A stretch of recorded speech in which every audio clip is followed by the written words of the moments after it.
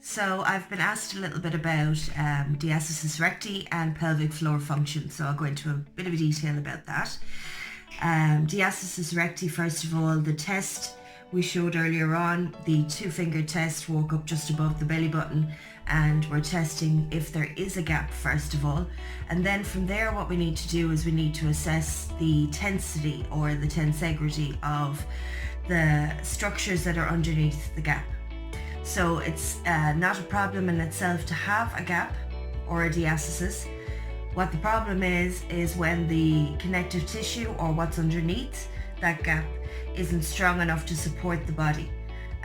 So if we ignore the issue altogether, then we end up with a bigger issue later on. When I was talking about menopause, not working on your abdomen area now and allowing there to be a fat accumulation later on in menopause, one of the negative type of estrogens that are produced by the fat cells in the abdomen. So that's just one of the tiny little pieces about later on how it's going to affect. Let's look at the anatomy of the stomach. Now this is a man's anatomy in this picture, but it's no different in reality to a woman's, what I'm going to talk about. So let's have a little look here. Okay, so down the front here is your rectus abdominis, and if you can see just that little bit closer, there's a line that goes down the middle of it. That's your connective tissue. When you're pregnant, that connective tissue separates and the muscles, well, this is in about 60% of women. I would estimate probably more than that as well. But so the rectus abdominis, that sheath down the middle, separates to allow the stomach to grow. Okay, so that's original anatomy, how we learned it, and now as we're progressing into understanding anatomy more, we know there's a fascia involved in that, and that's kind of here what we're looking at. So if you can see, the same rectus abdominis sheath coming down the front, and it links in with the pectoralis or the chest muscles. Okay, so what we need to do then is, when we're addressing our diastasis recti, we're going to look at the chest muscles too.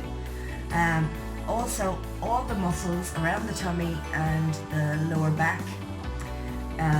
Breathing is going to be very important. You have muscles in between your ribs. When you're pregnant, your ribs get pushed out the way as well, so those intercostal muscles can be stretched and you can have elevated ribs as well. So all of that is connected. I'm going to put up a little kind of a GIF in a while as well as to how it's all connected. Your breathing, your diaphragm, your rectus abdominis core, all the stomach muscles, and then your pelvic floor. So next we talk about your pelvic floor.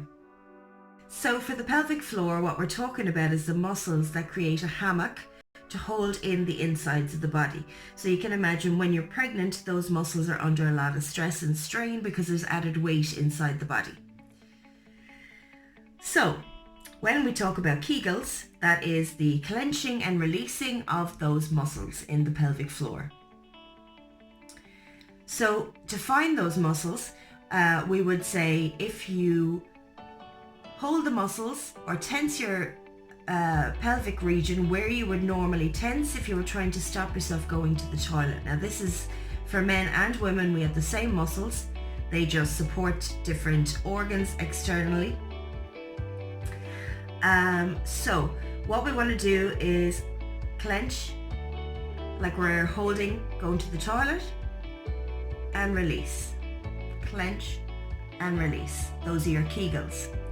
Now, it doesn't have to be a full intensity clench. We're talking 30% here of your max is good enough.